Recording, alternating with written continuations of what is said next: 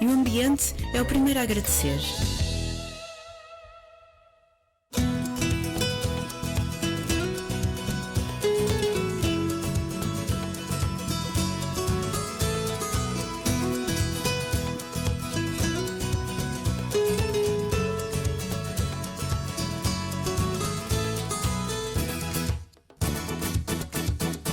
Voltando novamente à energia, temos connosco António Sá da Costa, presidente da APREN, Associação Portuguesa de Energias Renováveis. Bom dia. Bom dia. Já aqui falámos neste programa de energias como a biomassa e a solar, mas existem outras. Qual é que tem neste momento maior relevo no panorama nacional?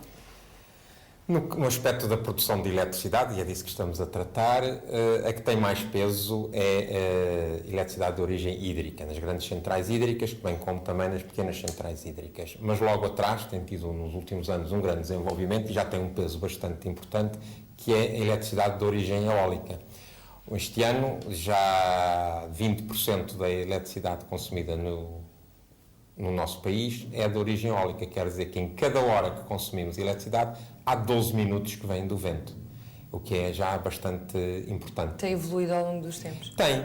Há 15 anos atrás não havia praticamente nada e hoje em dia já temos 20% e estou convencido que daqui a 10 anos atingiremos o limite de 30% de eletricidade de origem eólica e julgo que mais do que isso não será aconselhável. Porquê? Porque começa a ter muito peso. Eu tenho uma teoria, é que nós não devemos ter uma tecnologia fornecer mais do que 30%, um terço de uma mesma origem, porque todas as origens têm as suas vantagens, os seus inconvenientes, os seus benefícios, tal como a nossa alimentação, nós não devemos alimentar de um só produto, devemos variar. Há 2, 3 ou 4 que são base e depois vamos fazendo umas variações em roda disso. A mesma coisa se passa com a eletricidade, porque a eletricidade eólica é renovável, é muito interessante, mas tem insuficiências, não é? E uma delas é que não consegue controlar a frequência. Nós temos uma eletricidade que funciona com 50 ciclos por segundo, chamados 50 Hz, e para isso tem que haver uma central produtora que é o maestro que faz isso. E essas centrais terão de ser ou hídricas ou térmicas e que fazem esse papel. E a eólica não pode fazer, portanto estará limitada num determinado montante, não é? Tanto há limitações, há outras que vão estar limitadas. Por exemplo, falaram da biomassa. A biomassa não pode crescer indefinidamente porque a produção de biomassa em Portugal, mesmo que se vá para culturas energéticas, é limitada porque a área que está disponível e a produção está limitada. Mas quais são ainda os principais entraves às energias renováveis? Há os vários. Custos de implementação? Não, os custos são mais ou menos, têm a sua trajetória, já são até, se tornam-se bastante competitivos. Há problemas a nível do licenciamento, e às vezes acho até bastante estranho, porque muita vez do setor do ambiente é que se encontram os entraves ao licenciamento, que para mim é um contrassenso, porque pensa-se às vezes, já não estou a falar que às vezes as pessoas preocupam-se com a árvore e não olhar para a floresta, não, às vezes vai-se preocupar com a folha da árvore e não vê o impacto que tem, mas também há muitas vezes problemas com o traçado das linhas elétricas. Estas centrais de renováveis são centrais que estão espalhadas pelo país, tirando por repartido o recurso, sejam de biomassa, sejam solares, sejam eólicas, estão espalhadas e os consumos normalmente estão concentrados e, portanto, há que trazer dessas centrais, trazer eletricidade à rede elétrica e há que construir linhas. E muitas vezes há muita dificuldade em construir linhas por dificuldades na obtenção dos terrenos, das licenças para a travessia dos seus proprietários, que pensam que ali está uma galinha de ovos de ouro e vamos tratar de tirar o máximo partido, quando muitas vezes os projetos não aguentam essas coisas, porque se queremos eletricidades baratas, mesmo de origem renovável, temos de ter custos baratos e as linhas são um custo importante. Mas o Governo está a dar o devido apoio às empresas, às grandes empresas que querem aderir às renováveis? Uma das vantagens que têm as renováveis é que se podem haver centrais grandes e podem haver centrais pequenas, portanto não é necessariamente as centrais grandes que estão a receber, ou os grandes promotores que estão a receber apoio.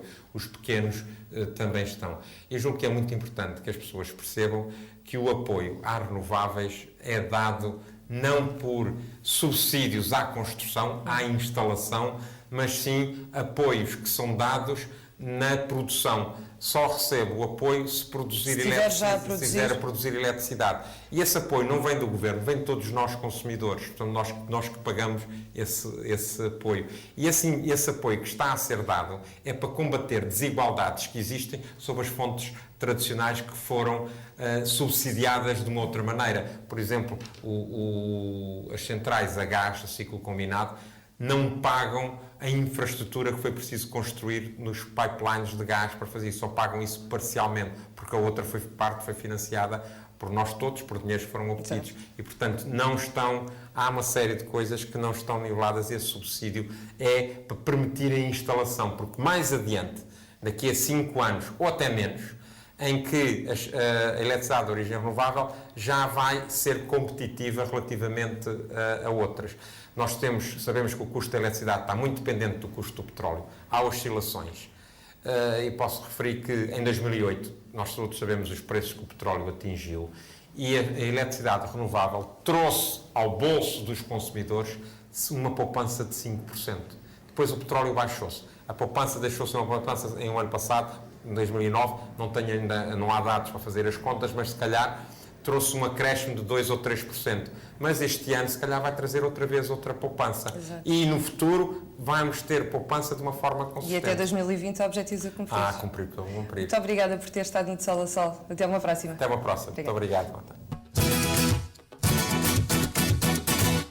Como já é hábito, o De Sol a Sol dá-lhe todas as semanas pequenas rúbricas. Hoje vamos falar-lhe das medidas tomadas pelo Governo para valorizar o setor das pescas.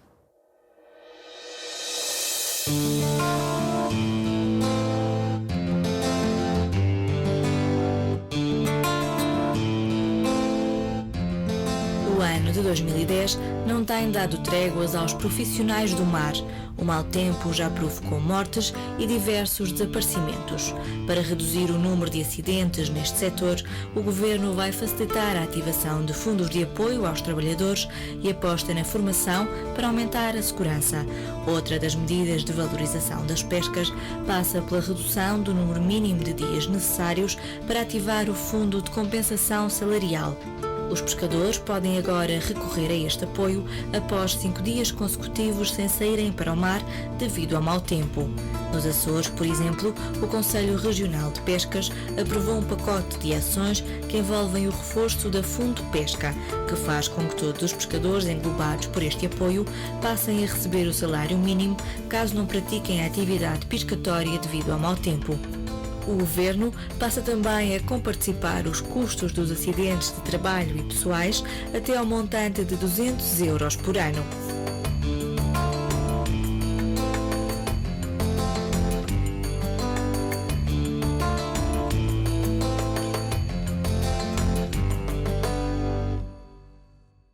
São indissociáveis da paisagem do Oeste. Os moinhos são mais do que simples engenhos e, se falassem, teriam certamente muitas histórias para contar. Estruturas do passado que agora parecem cativar a atenção de quem os vê. O De Sol a Sol mostra-lhe como. Os romanos espalharam-nos por todo o Império. Por isso o nome deriva do latim molino, que significa moer. Desde então, os moinhos foram trabalhando, século após século, moendo os cereais que se transformavam em farinha. Em Portugal, ainda é possível contemplar, por exemplo, na zona do Oeste, estes engenhos tão antigos como o tempo. Esta zona, exatamente por ter um potencial eólico considerável, não é? Ao longo do ano, não tem assim grandes ventanias. Por acaso, no fim do ano, assistimos a uma exceção, não é? Não há assim grandes vendavais, ou há, mas excepcionalmente. Contudo, há uma constância, digamos assim, nas direções e na intensidade dos ventos. E, portanto, é uma região onde se consegue aproveitar exatamente quer o vento, quer a água. A Azenha de Santa Cruz é exemplo disso. A sua construção remonta ainda ao século XV e durante centenas de anos moeu o trigo com a força